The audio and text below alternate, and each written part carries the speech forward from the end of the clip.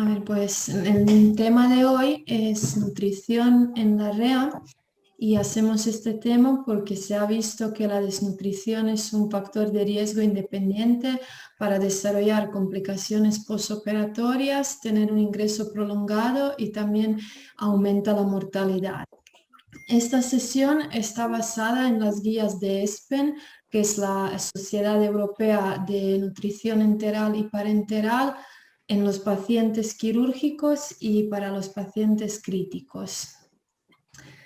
Como respuesta al estrés quirúrgico, se produce un estado inflamatorio, se liberan las citoquinas y se activa el sistema simpático para movilizar reservas metabólicas que se utilizan para reparar los tejidos, para síntesis de las proteínas inmunes y para diversos procesos metabólicos.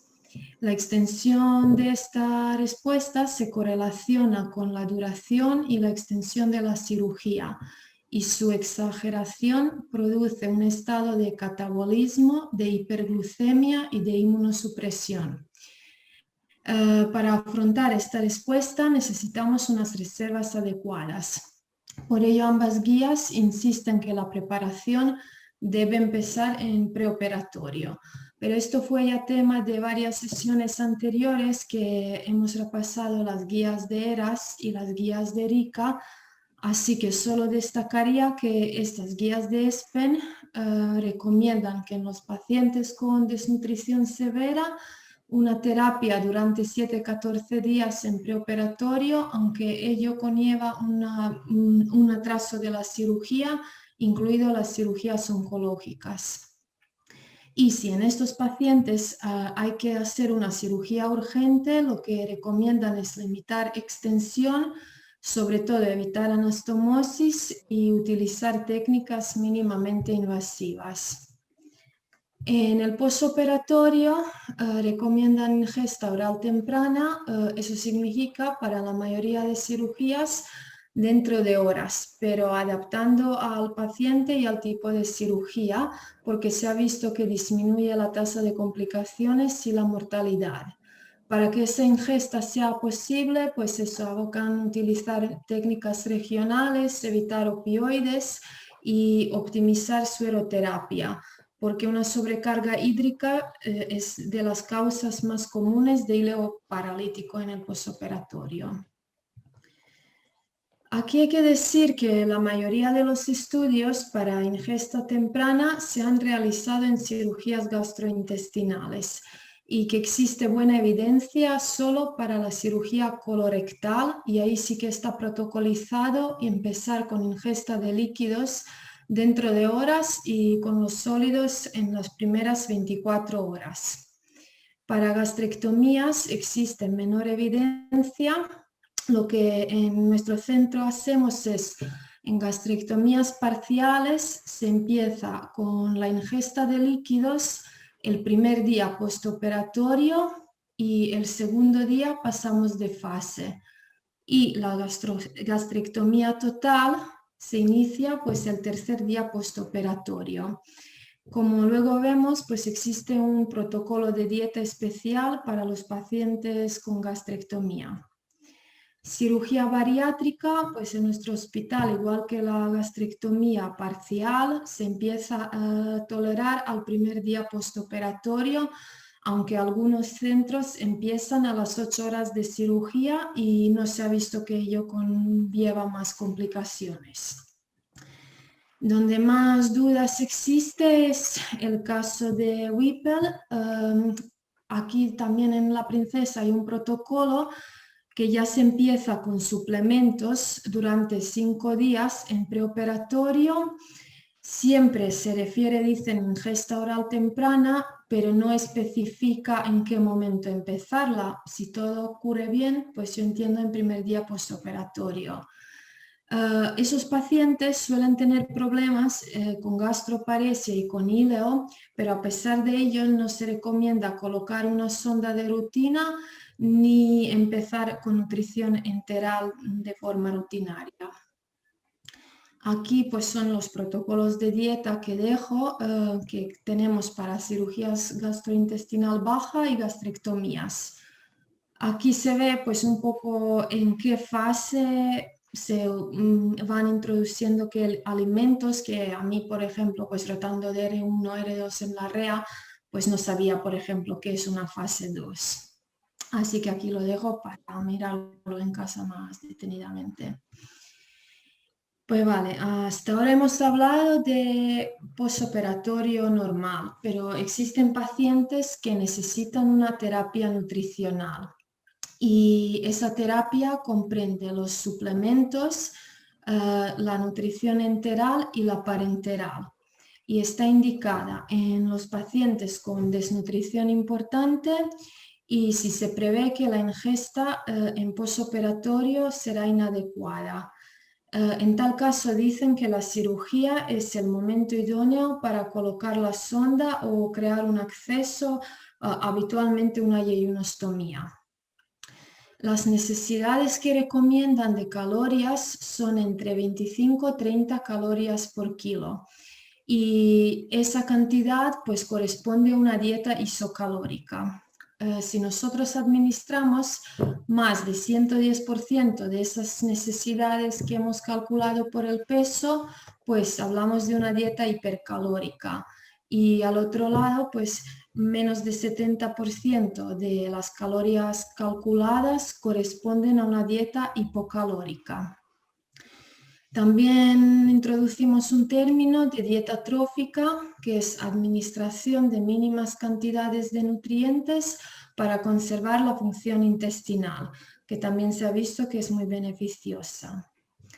Con respecto a nutrición enteral, pues siempre que los pacientes no toleran vía oral, será de elección.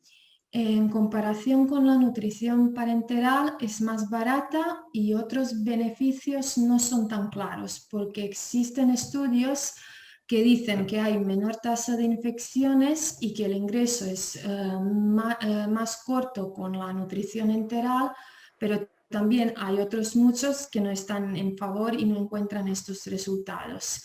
Y sí que no se ha visto ninguna diferencia con respecto a la mortalidad.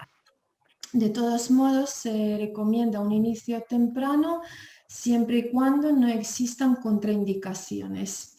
Y las contraindicaciones para una nutrición enteral son un shock no controlado, pero sí dicen si el paciente se controla, si está estable con fluidoterapia o con dosis de vasopresores estables, sí que se puede iniciar. Igual, otra contraindicación son hipoxemia, hipercapnia y acidosis no controladas, pero si se trata de una hipoxemia estable o una hipercapnia permisiva, sí que... Otras contraindicaciones pues son una hemorragia digestiva alta, una isquemia, obstrucción intestinal o síndrome compartimental abdominal, residuos gástricos mayores de 500 mililitros en 6 horas y fístulas de alto débito. Por otro lado, sí que se recomienda empezarla si tenemos solo aumentos de presión intraabdominal sin síndrome compartimental. En tales situaciones, pues dicen inicia y valora. Si sigue aumentando la PIA, pues en tal caso lo vamos a suspender. También recomiendan, aunque los pacientes no tengan ruidos hidroaéreos, salvo que se sospeche una obstrucción o una isquemia, dicen que es seguro iniciar la nutrición enteral. También recomiendan iniciarla en los casos de hipotermia terapéutica, aumentando dosis cuando se recaliente el paciente, en los casos que estén en ECMO, relajados o pronados y siempre temprano, en los casos de traumatismos cráneoencefálicos o en ictus. La enteral se puede administrar, lo habitual es por sonda nasogástrica o también por los accesos postpilóricos, que son la sonda duodenal y la sonda yeyunal. Esos dos pues tienen menor riesgo de broncoaspiración y la sonda yeyunal es la que menor riesgo tiene, pero también como se entregan los alimentos directamente al yeyuno, se produce menor estimulación pancreática y eso conlleva que tienen más diarreas. Las sondas ieyunales de elección son las sondas bilumen que tienen la luz gástrica y la luz ieyunal. Un ejemplo que tenemos es la sonda Freca. Y también pues se pueden administrar a través de una ieyunostomía, una gastrostomía. Esas sondas postpilóricas serían de elección en los pacientes que tienen elevado riesgo de broncoaspiración o los que no consiguen tolerar con profinéticos a través de una sonda nasogástrica. Pero lo que pasa es que la colocación es más laboriosa y se suele retrasar y por ello no son de primera elección.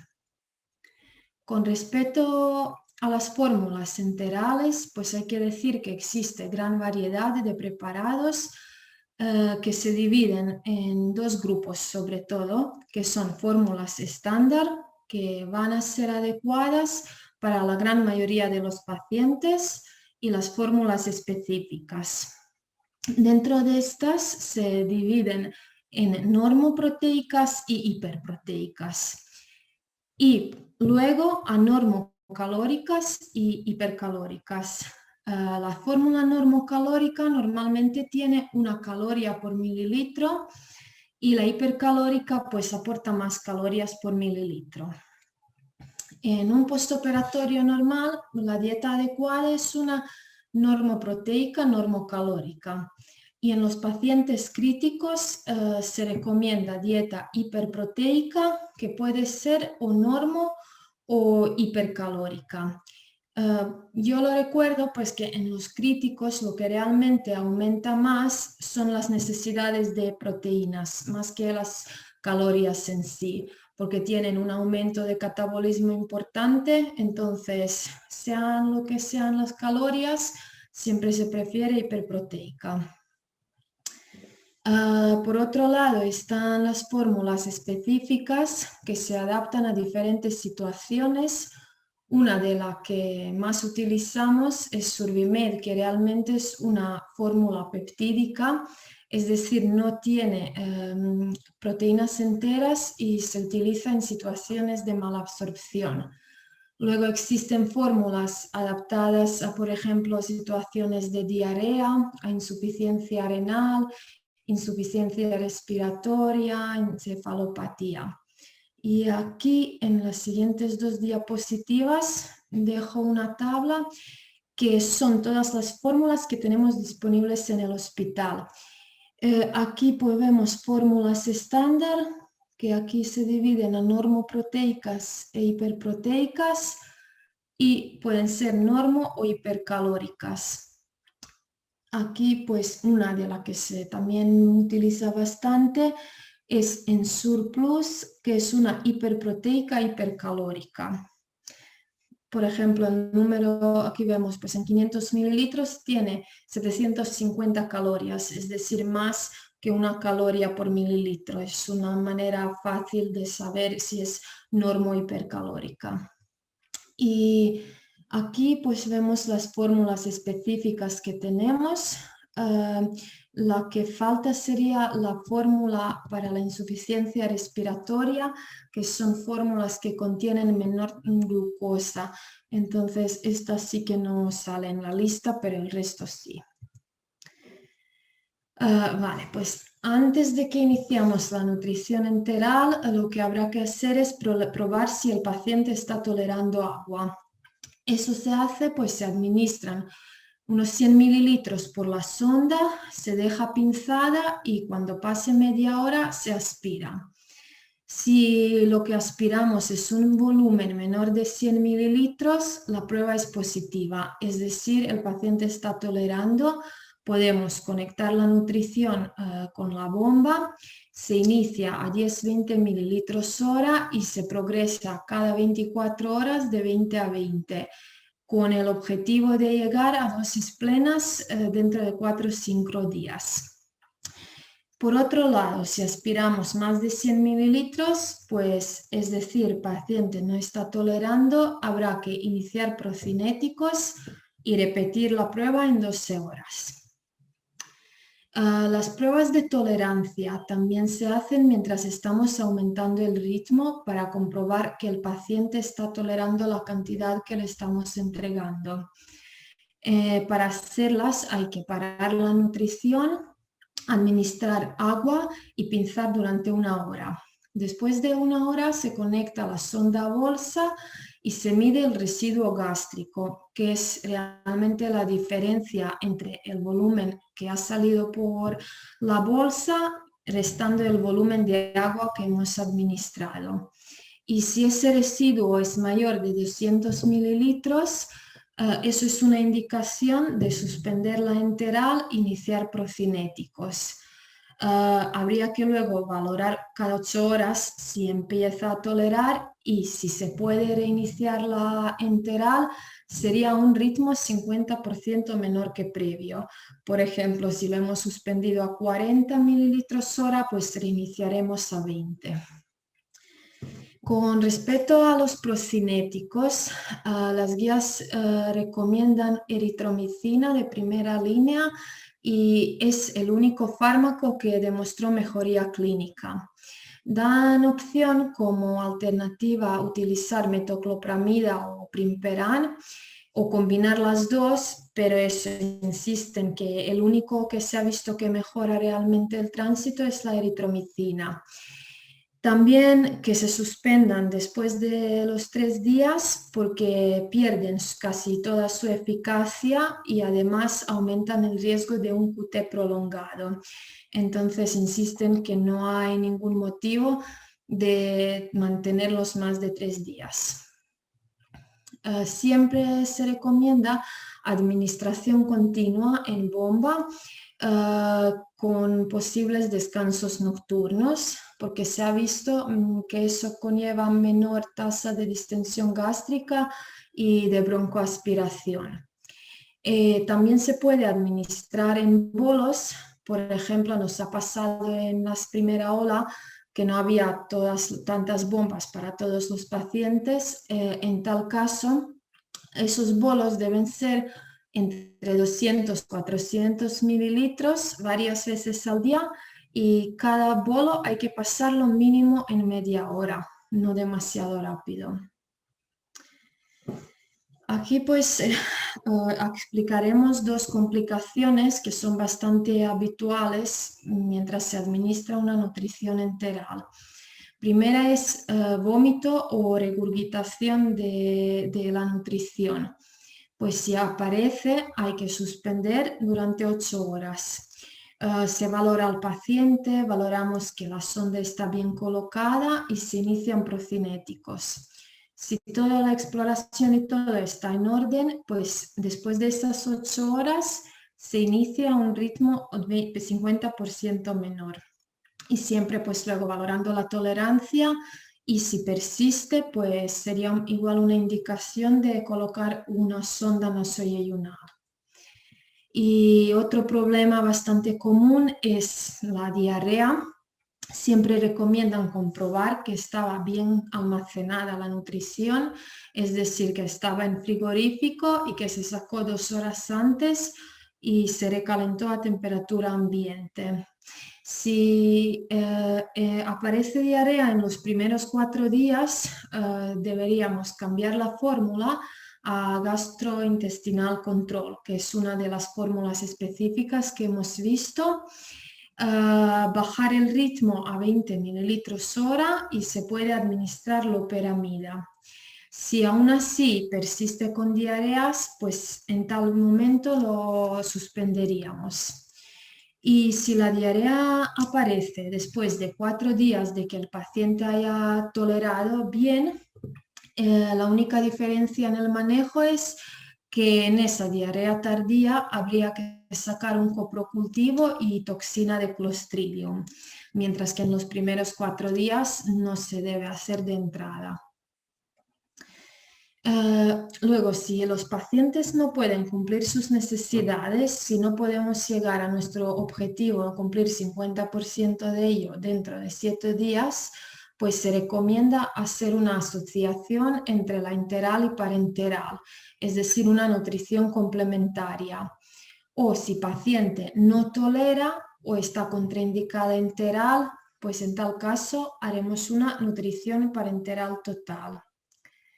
Con respecto a la nutrición parenteral, las guías nos dejan una opción que si se prevé la necesidad a corto plazo, que se pueden utilizar fórmulas hiposmóticas por vía periférica, pero tradicionalmente necesidad de una nutrición parenteral siempre indicaba pues necesidad de una vía central y una luz de la vía central debería estar solamente para la parenteral porque la complicación más frecuente es la infección del catéter.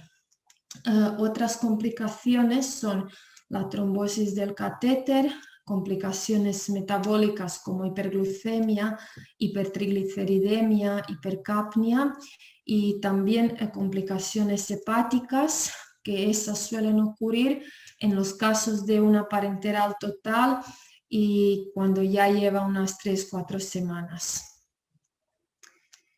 Ahora, con respecto al paciente crítico, en general valen las mismas recomendaciones con alguna peculiaridad. Que las guías recomiendan que en todos los pacientes que están ingresados en cuidados intensivos más de 48 horas deberíamos valorar terapia nutricional y considerarles en riesgo. También destacan que en estos pacientes albúmina y prealbúmina no son buenos indicadores de la desnutrición, porque como son proteínas negativas de fase aguda, pues en enfermedad crítica es normal que estén disminuidos y mejor nos cuentan sobre la severidad de inflamación que de la desnutrición. Siempre también se va a preferir la vía oral cuando no exista alto riesgo de broncoaspiración.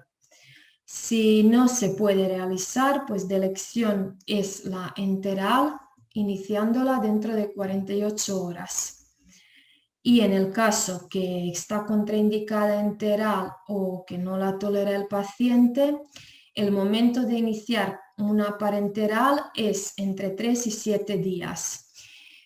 No recomiendan iniciarla enseguida porque simplemente en el momento agudo de enfermedad crítica dicen que no se necesitan tantas calorías porque existe una producción endógena, con una única excepción que son los pacientes que ya entran con desnutrición severa y en ellas sí que habría que valorar un inicio más temprano.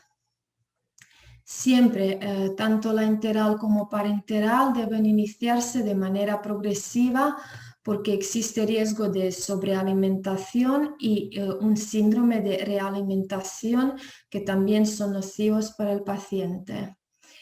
Durante la fase aguda recomiendan dieta hipocalórica y luego cuando se supera dentro de unos días, pues la dieta debe ser isocalórica. Siempre hiperproteica, como hemos dicho, por un anabolismo importante. Existen pues unos límites de glucosa y de lípidos que no deben excederse. Con respecto a los lípidos, llaman a precaución si se utiliza propofol porque puede aportar calorías y lípidos adicionales de manera considerable. Y en todos los pacientes que están recibiendo terapia nutricional hay que monitorizarles. Se monitoriza glucosa durante primeros 2 días cada 4 horas y siempre evitando tanto la hiperglucemia como mucha variabilidad, que también es lesiva. Se monitorizan los iones, magnesio, potasio y fosfato, que deberían monitorizarse a diario durante la primera semana. ¿Y por qué? Porque hipofosfatemia es un signo de síndrome de realimentación, que es un trastorno en el manejo de fluidos y electrolitos que aparece en el momento de reintroducir la nutrición y puede llegar a ser letal. Eso es el motivo que siempre de nutrición nos insisten de pedir fosfato, pues eso en las analíticas, que nosotros solemos pedirlo 2 veces a la semana. Y también pues siempre vigilar la función hepática y los triglicéridos.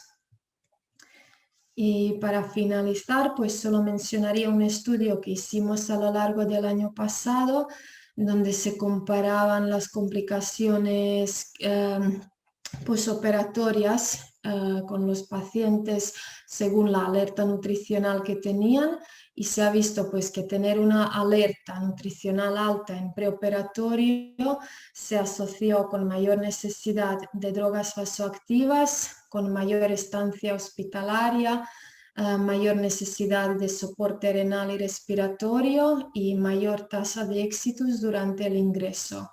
Y por ello, pues eso, la nutrición debe ser un aspecto al que prestamos atención, igual que a los otros tratamientos. Y nada, aquí os dejo la literatura y muchas gracias.